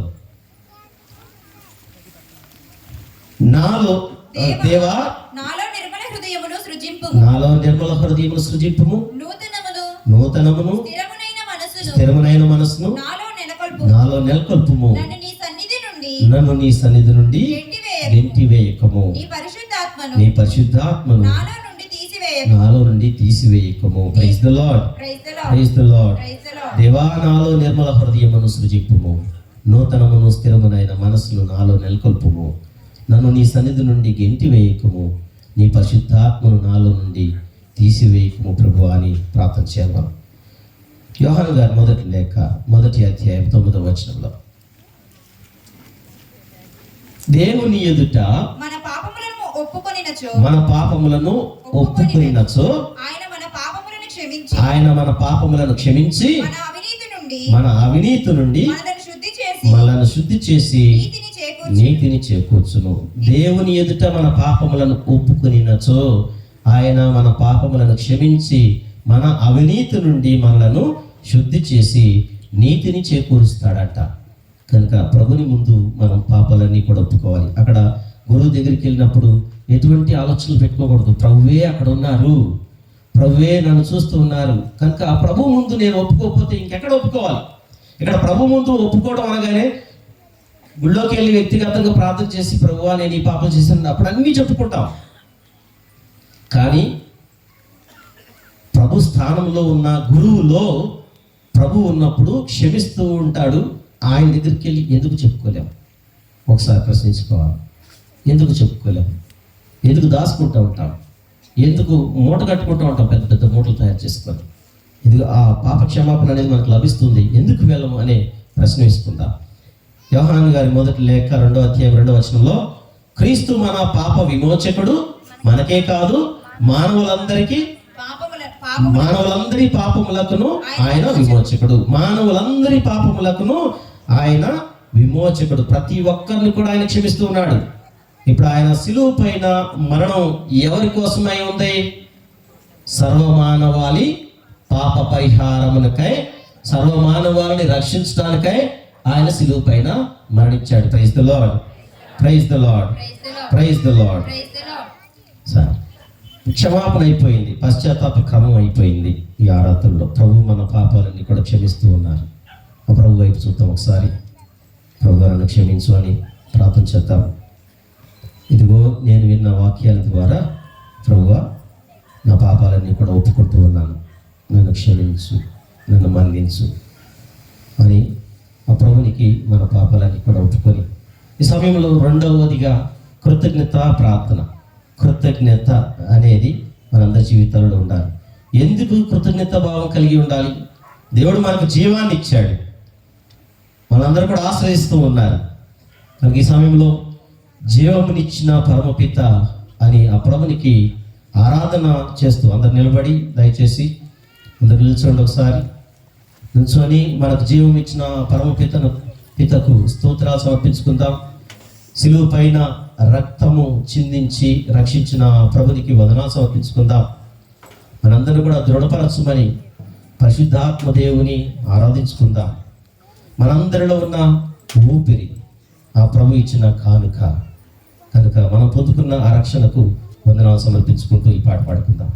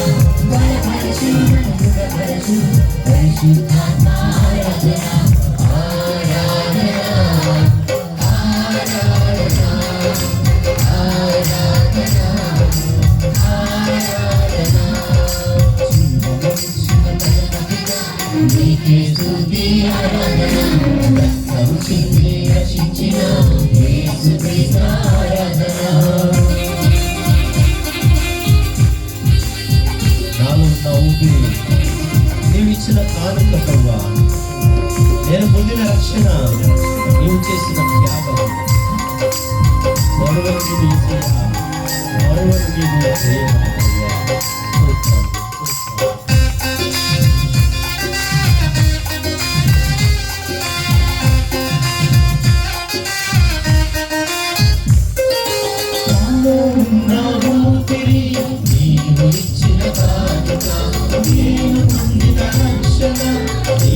చేసిన త్యాగము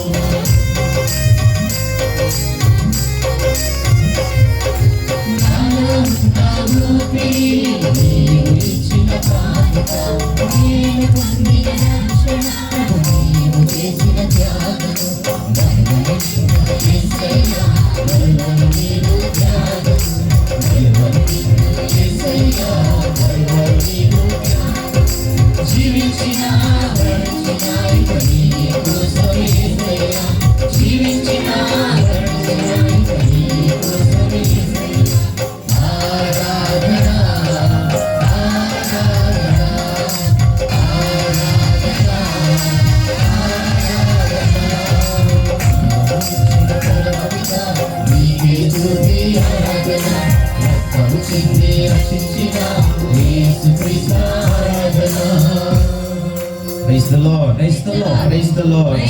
Praise the Lord. Praise the Lord. Praise the Lord. Praise the Lord. Praise the Lord. Praise the Lord. ఒక నిమిషం కూర్చోండి. కొన్ని విషయాలు మాట్లాడుకొని దేవునికి ఆశీర్వాదం పొందుకుందాం. ప్రభునికి స్తోత్రాలు సమర్పించే విషయంలో హృదయపూర్వకంగా ప్రభునికి వందనాలు సమర్పించుకోవాలి. ఆ ప్రభు ప్రేమామయుడు కాబట్టి, దయాపూరితుడు, మనందరిపైన తన యొక్క జాలి చూపుతూ ఉన్నాడు. కాబట్టి ఈ హృదయపూర్వకమైన కృతజ్ఞత భావంలో దేవుడు మనందరికీ తెలియపరిచే సత్యాలలో దైవ ప్రేమ కలిగి జీవించమని సోదర ప్రేమ కలిగి జీవించమని చెప్తూ ఉన్నారు. దైవ ప్రేమ, దేవుణ్ణి ప్రేమించటం. ఏ విధంగా ప్రేమించాలి, ఎలా ప్రేమించాలి అంటే, ప్రభువా నేను నిన్ను ప్రేమిస్తున్నానని చెప్పగానే సరిపోదు. ప్రేమిస్తున్నానని మాటతో చెప్పగానే సరిపోదంట. ఎందుకో తెలుసా? ప్రభుకి మనందరం కూడా తెలుసంట. ఆయన ఏమంటున్నారు? యోహాను సువార్త 5వ అధ్యాయం 41వ వచనంలో, నేను మనుష్యుల పొగడ్తలను ఆశించువాడను కాను, నేను మిమ్ము ఎరుగుదును, దైవ ప్రేమ మీలో లేదు అని అంటూ ఉన్నారు. ఆలోచించుకోవాలి. దైవ ప్రేమ మనలో లేదంట. కేవలము మన మాటల ద్వారా ఆయన్ని పొగిడితే మనం ఆయన నిజంగా ప్రేమిస్తున్నట్లు కాదంట. నేను మనుషుల పొగడ్తలను ఆశించుకోవడం కాను, నేను మిమ్ము ఎరుగుదును, మీరందరి గురించి నాకు తెలుసు. దైవ ప్రేమ మీలో లేదు, కేవలం మాటల్లో చెప్తూ ఉన్నారు నేను ప్రేమిస్తున్నాను ప్రభువా అని. నిజంగా ప్రేమిస్తున్నామా లేదా అనేది ఇప్పుడు ప్రశ్నించుకోవాలి, ఆలోచించుకోవాలి. కాబట్టి ప్రభు ఇలా పలుకుతున్నాడు. యోహాను సువార్త 8వ అధ్యాయం 31వ వచనంలో, అప్పుడు యేసు చదువు, తనను విశ్వసించిన యూదులతో, మీరు నా మాటపై నిలిచి ఉన్నచో నిజముగా మీరు నా శిష్యులై ఉందురు. మీరు నా మాటపై నిలిచి ఉన్నచో నిజముగా మీరు నా శిష్యులై ఉందురు. నిజముగా మీరు నా మాటపై నిలిచి ఉన్నచో నిజముగా మీరు నా శిష్యులై ఉందురు. ఆయన మాటను ఆలకించాలి అని అంటే ఈ దైవ ప్రేమ అనేది, సోదర ప్రేమ అనేది మనలో ఉండాలి. సోదరులను ప్రేమించటం, ఆదరించటం, ఆపదలో ఉన్న వారిని ఆదుకోవడం, నిస్సహాయాలుగా ఉన్న వారికి సహాయపడటం, కష్టాలలో బాధల్లో ఉన్న వారి దగ్గరికి వెళ్ళి మాట్లాడటం, ఓదార్పునివ్వటం, సహాయపడటం, మాటల ద్వారా చేతల ద్వారా, ఇదిగో వస్తు రూపాన్ని కూడా సహాయపడటం, ఇవన్నీ కూడా ఈ దాన ధర్మ క్రియలు అనేది కొరింథీయులకు రాసిన 2వ లేఖ 9వ అధ్యాయం 6వ వచనం నుండి 9వ వచనం వరకు చాలా చక్కగా స్పష్టంగా దాన ధర్మాల గురించి చెప్తున్నారు. విత్తనము కొలదిగా చల్లిన వానికి చదివేసేమో లాస్ట్గా, కొలది పంటయే పండును, ఎక్కువ విత్తనములు చల్లిన వానికి ఎక్కువ పంట పండును. ఇది జ్ఞాపకం ఉంచుకొనుడు. కావున చింతతో గాని ఒత్తిడి వలన గాని కాక ప్రతి వ్యక్తియు తనకు తోచినట్లు దానమనపవలెను. కావున చింతతో గాని ఒత్తిడి వలన గాని కాక ప్రతి వ్యక్తి తనకు తోచినట్లు దానమనర్పవలను. సంతోషముతో దానమనొచ్చు వారిని దేవుడు ప్రేమించును. Praise the lord. సంతోషంతో దానం చేయాలట, అప్పుడు దేవుడు ఇష్టపడతాడు అంటున్నారు. గలతీయులకు రాసిన లేఖ 5వ అధ్యాయం 13 నుండి 15 వచనాల్లో ఇదే విషయాలు చెప్పబడుతుంది. 15వ వచనం చదవండి. మీరు జంతువుల వల్లే ప్రవర్తించుచు ఒకరిని ఒకరు కరచి చదువు దిగమరిగినచో. సరే నేను చదువుతా. కానీ మీరు జంతువుల వల్లే ప్రవర్తించుచు ఒకరిని ఒకరు కరచి దిగమరింగినచో ఒకరిని ఒకరు సర్వనాశము చేసుకుందురేమో. జాగ్రత్త సుమా. ఒకరినొకరు కరచి దిగమరింగినచో ఒకరిని ఒకరు సర్వనాశనం చేసుకుంటారంట. ఇతరుల గురించి ఆలోచించే విధానం చెప్తూ ఉన్నారు. మీరు జంతువుల వల్లే ప్రవర్తించవద్దు, మనుషుల వల్లే ప్రవర్తించండి. ఇతరుల గురించి, ఇతరులను ప్రేమించండి, ఇతరులకు జాలి చూపించండి.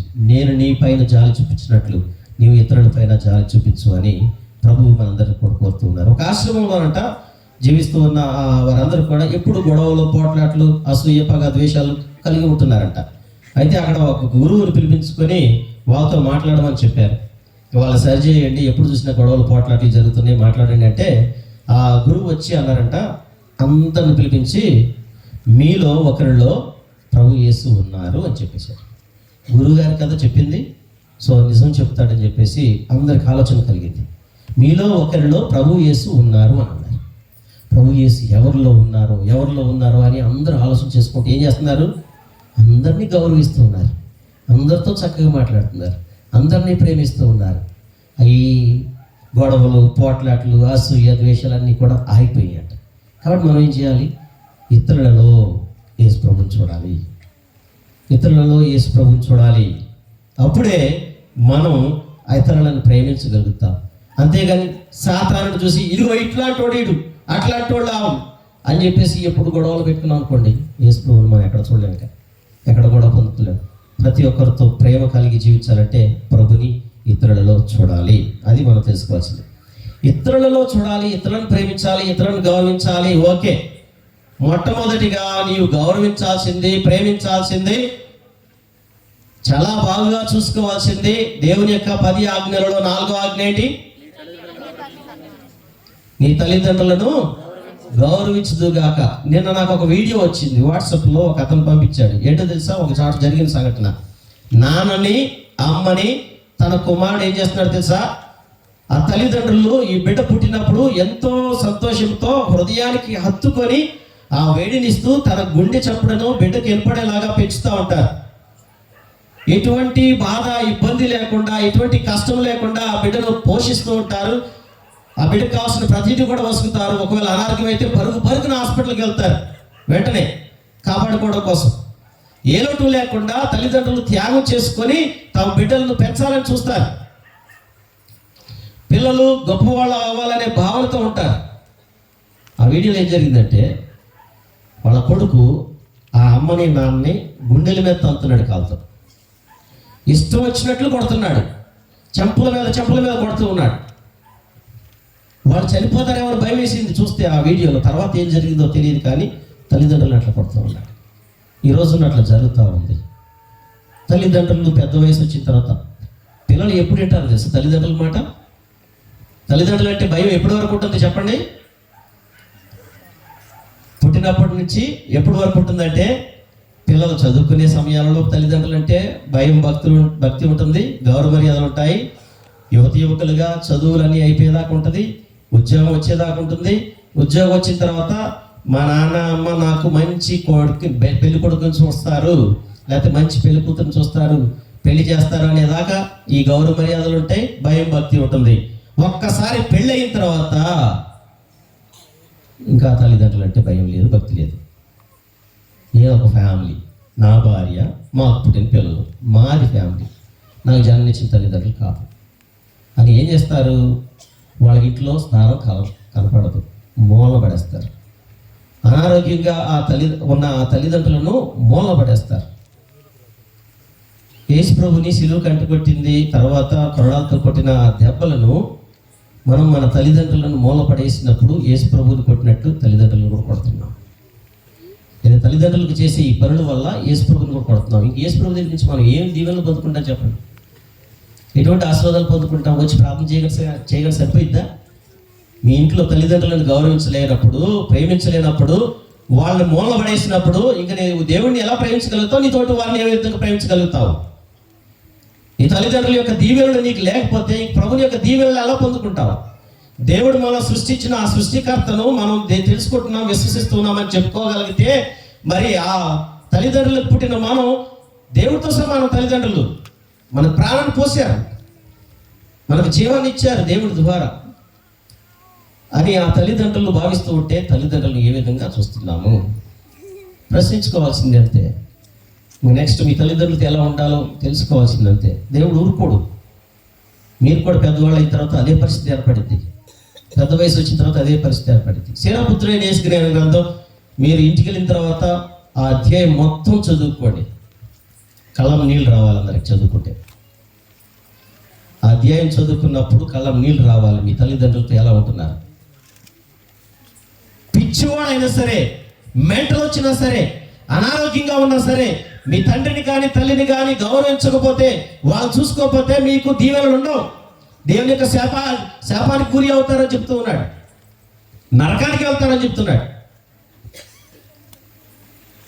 సో ఆలోచిద్దాం ఈ ఆరాధన క్రమంలో తల్లిదండ్రుల పట్ల ఏ విధంగా ఆదరం కలిగి ఉన్నాం, తల్లిదండ్రులను ఏ విధంగా ప్రేమిస్తూ ఉన్నామని ఆత్మ పరిశీలన చేసుకొని, ప్రియమైన దేవుని బిడ్డలారా, ఇంకా చివరిదిగా విన్నప ప్రార్థనలో మనకు కావాల్సినవన్నీ కూడా అడుగుతూ ఉంటాం. ఈ సమయంలో కూడా మనం చివరి ప్రార్థన దీవెనలు పొందుకునేటప్పుడు మనకు కావాల్సిన అవసరాలన్నీ కూడా అడుగుతూ ఉంటాం. అయితే అడిగేటప్పుడు మనకు కావాల్సింది ఏంటి? విశ్వాసంతో ప్రార్థించాలి. సమయం మించిపోతుంది కాబట్టి 2 నిమిషాలు ఈ విశ్వాసం గురించి క్లుప్తంగా మాట్లాడుకొని ప్రభు నీకు దీవెనలు పొందుకుందాం. విశ్వాసం కావాలి. విశ్వాసం ఎటువంటిదై ఉండాలి, ఎలా ఉండాలి? ఒక మనిషి అంట, ఒక అతను పూర్వకాలంలో, పాతకాలంలో అడవి ప్రాంతాల్లో ఉన్నప్పుడు, కొద్దిగా రోడ్లు ఉన్నప్పుడు ప్రయాణం చేసి వెళ్తూ ఉన్నాడంట. సాయంత్రం అయ్యేసరికల్లా చీకటి పడింది. పాపం ఆయనకి దారి తెలియక ఎటో వెళ్తూ ఉన్నాడు. వెళ్తూ ఉండగా చిన్నగా వర్షం స్టార్ట్ అయింది. వర్షం పెరుగుతూ ఉంది. పెరిగి ఆ కొండ ప్రాంతం నుండి వరదలాగా వస్తూ ఉంది. వరదలాగా వస్తూ ఉంటే ఈయన జారి పడ్డాడు, కొట్టుకుపోతా ఉన్నాడు అనమాట. కొట్టుకుపోతా ఉన్నప్పుడు ఒక గడ్డి దుప్ప ఒకటి దొరికింది, గట్టిగా పట్టుకొని అక్కడ ఏలాడుతూ ఉన్నాడు. ఆ దుప్ప పట్టుకొని ఏలాడుతూ ఉన్నాడంట. దేవుడా నన్ను రక్షించు, దేవుడా నన్ను రక్షించు అంటే ఒక వ్యక్తి అక్కడ ప్రత్యక్షమయ్యి ఇదిగో అయ్యా, నువ్వు ఆ దుబ్బను వదిలిపెట్టేసి నువ్వు రక్షించబడతావు అని అన్నాడట. ఇదేంటి చేయి పట్టుకొని లాగుతాడేమో అనుకుంటే దుబ్బ పట్టుకుని వదిలేమని అంటున్నాడు. ఏంటి, నేను ఆ లోయలో పడిపోయి చచ్చిపోవాలా ఏంటి, నేను నిన్ను ఎందుకు నమ్మాలి, నేను నమ్మనని చెప్పేసి పట్టుకొనే ఉన్నాడంట. రాత్రి అంతా భయం వేస్తూ ఉంది, ఏం జరుగుతుందో తెలియదు, ఏమైతుందో తెలియదు, పట్టుకొనే ఉన్నాడంట. చాలా కష్టం అవుతుంది. ఆయన గట్టికి పట్టుకోలేకపోతున్నాడు, విడిచిపెట్టలేకపోతున్నాడు, నేను చచ్చిపోతానని భయతున్నాడు. ఈయన ప్రత్యక్షమై చెప్పినా కానీ వినలేదు. చివరికి తెల్లారింది. ఏమైంది, అట్ట వదిలిపెడితే అడుగు కిందే road. Praise the lord, praise the lord, praise the Lord. వదిలితే రోడ్డే కింద. ఆయన వదిలిపెట్టల, నమ్మలేదు, విశ్వాసం లేదు. విశ్వాసం లేకుండా ఎలా రక్షించబడతారు? ఇది కథే, కానీ ఆయన వదిలిపెట్టుకుని అట్టగా నిజంగా లోయ ఉందనుకోండి, తెల్లారేదాకా ఎట్లా ఉంటాడు, పైకి రాగలుగుతాడా? మరి విశ్వసించాలి కదా, ఆయన్ని నమ్మాలిగా. దేవుడా అని ప్రార్థన చేశాడు, దేవుడు ప్రత్యక్షమయ్యాడు. వదలవయ్యా నిన్ను కాపాడుతానన్నాడు, వదలలేదు. కానీ దేవుడు ఇంకా కృపామయుడు, ప్రేమమయుడు కాబట్టి తెల్లారేదాకా ఆయన అట్టగుంచాడు, రక్షించాడు. Praise the lord, praise the Lord. ఇదే రీతిలో మన పేతురు గారు వీళ్ళందరూ కూడా యేసు ప్రభు ఇంకా మాతో లేడు, ఏమో దూరం అయిపోయాడు అని చెప్పి వాళ్ళ పనులు మళ్ళీ మొదలు పెట్టారంట. చేపలు పట్టడానికి సముద్రంలోకి వెళ్ళి వల వేస్తున్నారు, చేపలే పడట్లేదు, చేపలేమి పడట్లేదు.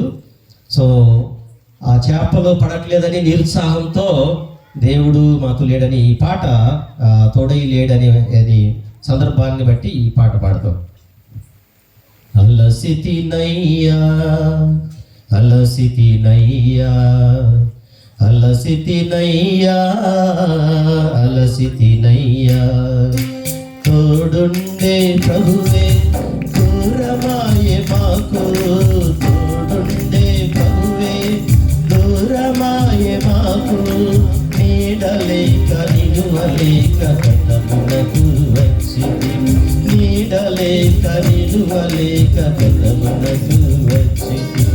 అలసితినయ్యా అలసితినయ్యా అలసితినయ్యా అలసితినయ్యా, రాత్రంతయు శ్రమ పడిన ఫలితమేమి లేదు మాకు, రాత్రంతయు చెమటొచ్చిన ఫలితమేమి లేదు మాకు. అనువనున వేసితివి వలలన్నీ చేపలకై, ఈ ఆకలిని తీర్చుటకు ఒక్క చేప మిగులలేదు, ఆ ఆకలిని తీర్చుటకు ఒక్క చేప మిగులలేదు. అలసితినయ్యా అలసితినయ్యా అలసితినయ్యా అలసితినయ్యా. మనందరి జీవితాలలో కూడా మనం అలసిపోతూ ఉంటాం, మన విశ్వాస ప్రయాణంలో అలసిపోతూ ఉంటాం. కానీ ఆ దేవుడు తోడుగా ఉండకుండా ఎప్పుడూ లేదు. అలాగ అనుకుంటూ ఉన్న అపోస్తలులకి దేవుడు ప్రత్యక్షమై, ఇదిగో నేను చెప్తున్నాను కదా, ఇక్కడ వలలు వేయండి అని చెప్తున్నారు. ఆయన మాట ప్రకారం వాళ్ళు వల వేసినప్పుడు వల పిగులునన్ని చేపలు పడ్డాయి. అది గొప్ప విశ్వాసం. విశ్వాసాన్ని వ్యక్తపరిచారు, దేవుడు చెప్పినట్లుగా చేశారు. కనుక మన విశ్వాసంతో ప్రభుని వేడుకుందాం, ప్రభుని ఆరాధించుకుందాం, ప్రభుని యొక్క దీవెనలు పొందుకుందాం. విశ్వాసంతో అలసిపోయి ఉన్న మనందరం కూడా ఆ ప్రభుని యొక్క అపారమైన దీవెనలు పొందుకోవడానికి ప్రయత్నించుద్దాం. అందరు లేచి నిలబడి మీ కొవ్వొత్తులు ఇస్తూ ఉండగా అందరూ కొవ్వొత్తులు వెలిగించుకుంటూ, యేసయ్యా నీవే లేని నా దీపం వెలగదయ్యా, కాబట్టి నీవే నాకు దీపానికి నూనె వలె, అలాగే నా ప్రమిదలో ఒక నూనె వలె నీవు ఉండి నన్ను ఆశీర్వదించయ్యా. నాకు ఎదురయ్యే గాలులు పాపమనే తుఫానులో నేను అలసిపోకుండా నా దీపాన్ని నేను కాపాడుకునేలాగా నన్ను ఆశీర్వదించమని అందరం కూడా మా ప్రభుత్వం వెలిగించుకొని ఆ క్రీస్తు వెలుగుతో మన బ్రతుకులను వెలిగించుకుని మనందరం కూడా ముందుకు సాగుదాం. నూనె లేని దీపం వలె అలమారుచున్నది నా ఆత్మ, అలమారుచున్నది నా ఆత్మ.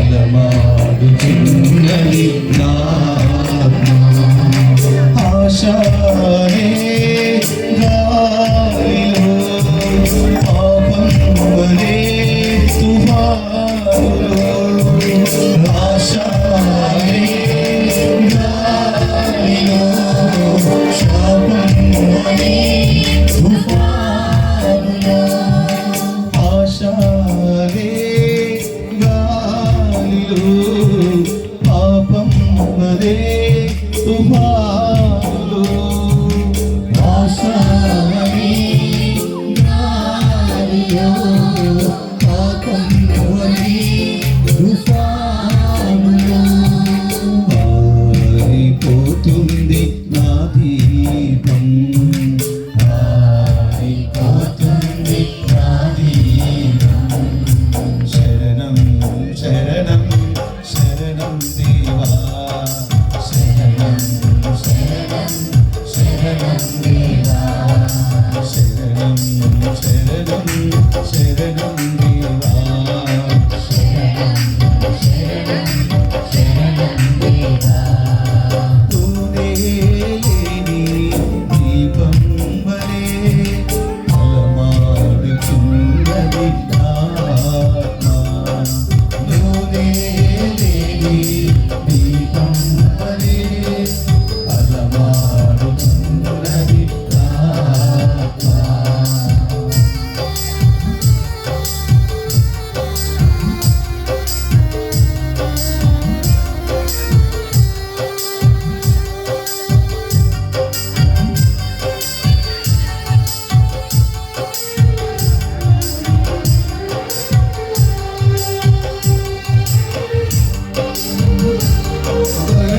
ప్రయత్నించుకోవాలి.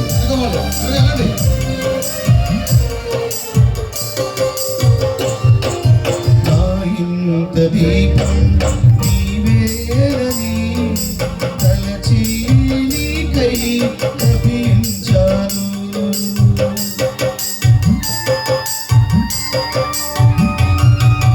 నా ఇంత దీపం నీవేరని తలచి నీకై తపించాను. నా ఇంత దీపం నీవేరని తలచి నీకై తపించాను. నా ఇంత దీపం నీవేరని తలచి నీకై తపించాను. లోకాన వెలుగు ప్రసరించు దేవా, లోకాన వెలుగు